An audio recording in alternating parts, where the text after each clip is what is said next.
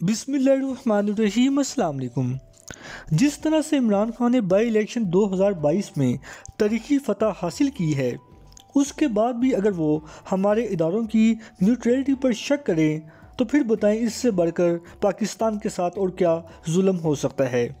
ताहम अब तक की मालूमात के मुताबिक जो बाई इलेक्शन के रिज़ल्ट सामने आए हैं,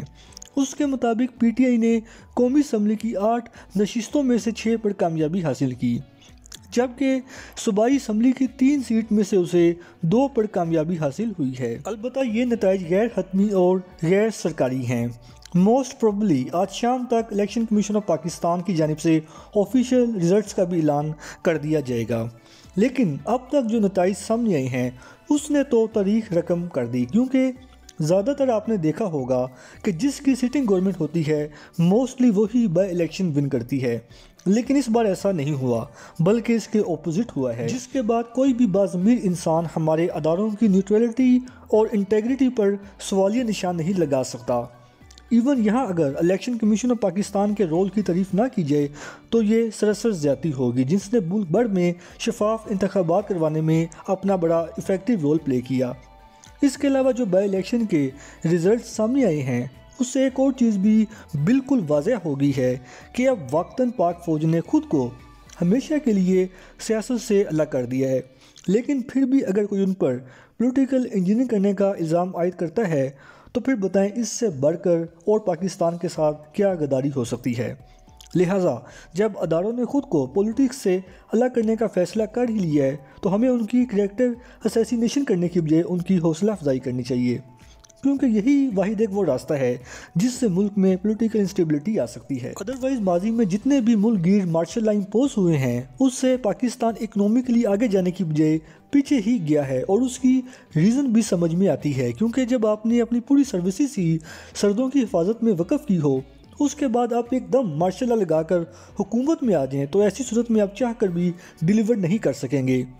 क्योंकि उसके लिए आपके पास सिविल गवर्नमेंट रन करने के लिए एक्सपीरियंस चाहिए होता है, जो कि आपके पास है नहीं। लिहाजा इसमें कोई शक नहीं कि अदारों का पॉलिटिक्स में रोल किसी भी लिहाज से जस्टिफाइएबल नहीं है, लेकिन दूसरी तरफ हमारे सियासतदानों को भी अपनी डोमेन सेट करने की ज़रूरत है, क्योंकि दुनिया में जहाँ कहीं भी आपको मजबूत जमहूरियत देखने को मिलेगी वहाँ आपको सिविल मिलिट्री रिलेशंस में कम्युनिकेशन गैप नहीं नज़र आएगा। आप ज़्यादा दूर ना जाएं बल्कि अपने हमसाए मुल्क यानी इंडिया की ही एग्जांपल ले लें,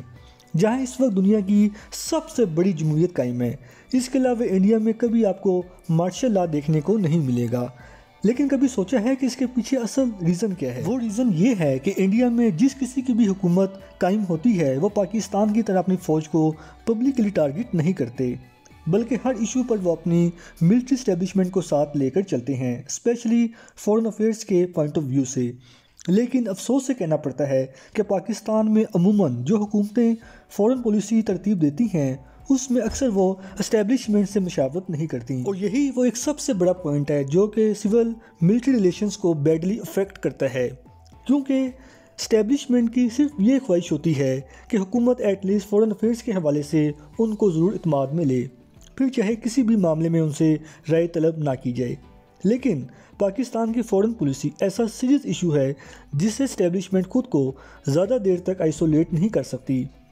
क्योंकि हुकूमत की निस्बत एस्टेब्लिशमेंट को ज़्यादा बेहतर पता होता है कि मुल्की मफाद में किस मुल्क से तल्लुकात रखने चाहिए और किस मुल्क से नहीं। लिहाजा सिर्फ पाकिस्तान की फ़ॉरेन पॉलिसी के हवाले से ही हुकूमत और मिलिट्री एस्टेब्लिशमेंट एक पेज पर आ जाएँ तो फिर आपको भी पाकिस्तान में इंशाल्लाह हिंदुस्तान की निस्बत ज़्यादा पावरफुल डेमोक्रेसी मिलेगी, लेकिन उसके लिए विल की ज़रूरत है। अलबत्ता पाक फ़ौज ने तो खुद को पाकिस्तान की सियासत से अलग करके विल दिखा दी, लेकिन जब तक दूसरे इदारे भी अपनी लिमिटेशन फिक्स नहीं करेंगे तो उस वक्त तक सिविल मिलिट्री रिलेशन ठीक नहीं हो सकते। फ़िलहाल इस वक्त के लिए इतना ही, मिलते हैं इंशाल्लाह अगली वीडियो में, तब तक के लिए इजाज़त। अल्लाह पाक हम सबका हामी नासिर हो।